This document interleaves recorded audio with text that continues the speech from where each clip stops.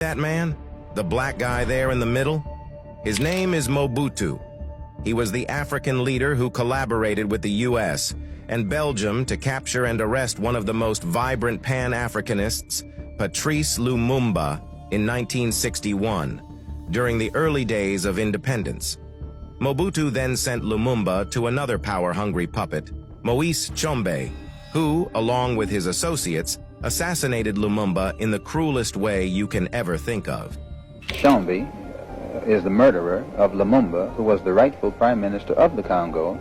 Tshombe is the man whose forces fought against the United Nations forces and against the United States, and despite this criminal past of Tshombe, now the United States is backing Tshombe, who has hired South African mercenaries who are hired killers to disrupt the peaceful efforts of the freedom fighters from Stanleyville to make the type of country there that they want.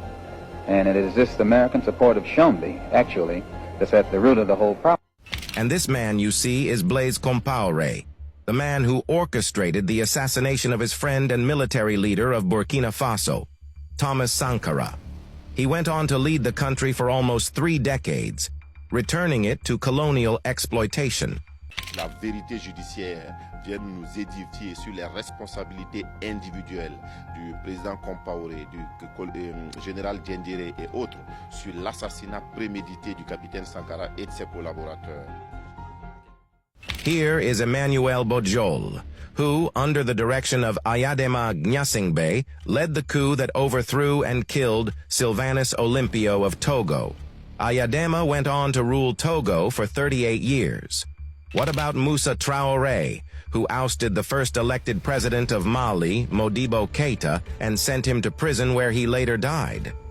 Then there is Jean Bedel Bokassa, who overthrew his cousin David Dacko, the first president of the Central African Republic, and later made himself emperor.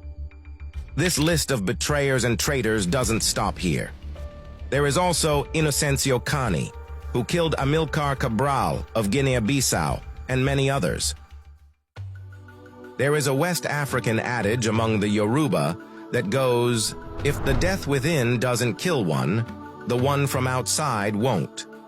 This means that if you have no enemies or betrayals within your home or circle, it will be difficult for enemies from outside to get to you. It was through these selfish, self-centered, and power-hungry individuals that the West was able to get rid of post-independence Pan-Africanists and anti-colonialists, continuing the cycle of exploitation. In this video, we will look at the events and activities of how 3 of these traitors betrayed and sold their countries to Western exploitation while compounding the cycle of bad leadership and poverty for decades. Compaoré, who was sentenced to life imprisonment by a Burkina Faso court in 2022 for the murder of Thomas Sankara. Here's how their story began. Compaoré first met Thomas Sankara in a military training camp in Morocco in 1976, and the two became close friends. In 1981, Compaoré was appointed head of the National Commando Training Center at Pau. Meanwhile, his friend Thomas Sankara resigned from his government post in 1982 to protest policy decisions and became deeply involved in national politics. A year later, during a power struggle that led to Sankara's imprisonment, Compaoré rallied the commando unit at Pau. With assistance from Ghana and Libya, he launched a coup on August 4, 1983, that made Sankara the head of state, alongside 2 other military commanders. Compaoré, who initially seemed modest and humble, was willing to leave the public affairs of politics to the more dynamic Sankara and the other 2 co-architects in 1984. However, this changed in 1987 when conflicts over security and strategic concerns arose. By this time, Sankara's regime was already facing significant challenges, particularly from the elite. The city of Ouagadougou was flooded with hateful flyers distributed by unions and student organizations, with whom Sankara had open clashes. Determined to root out corruption, Sankara established public courts that prosecuted nearly 1,000 government officials and civil workers for misusing and stealing public funds. Many lost their jobs, and the country's elite grew to despise Sankara's bold reforms. These tensions culminated in an October 15, 1987 coup led by Compaoré, Zongo, and Lingani, which resulted in the assassination of Sankara and installed Compaoré as president. The day before his assassination, Sankara spent most of the night composing a speech in hopes of bridging the ideological divides within his government.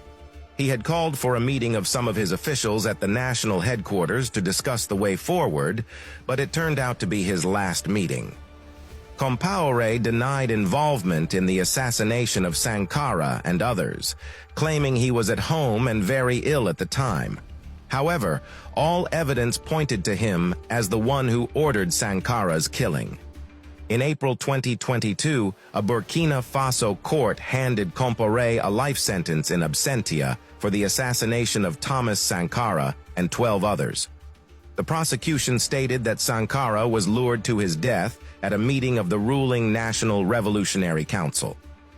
Ballistics experts testified during the trial that Sankara was shot in the chest at least 7 times. Sankara's widow, Mariam Sankara, who attended the trial throughout, said the verdict represented justice and truth after a 35-year wait. I think that now the people of Burkina Faso and the public opinion know who Thomas Sankara is, who is the man, who is the politician, what he did, what the people who assassinated him want. From that point of view, I am relieved because we know who he is. In a letter read out to the media by the Burkina Faso government spokesman in July 2022, Blaise Compaoré asked the family of Thomas Sankara and the Burkinabe people for forgiveness for all the crimes committed under his rule. Compaoré said, "I ask the Burkinabe people for forgiveness for all the acts I may have committed during my tenure, and especially the family of my brother and friend Thomas Sankara. I take responsibility for and regret from the bottom of my heart all the suffering and tragedies experienced by all victims during my terms as leader of the country, and ask their families to grant me their forgiveness."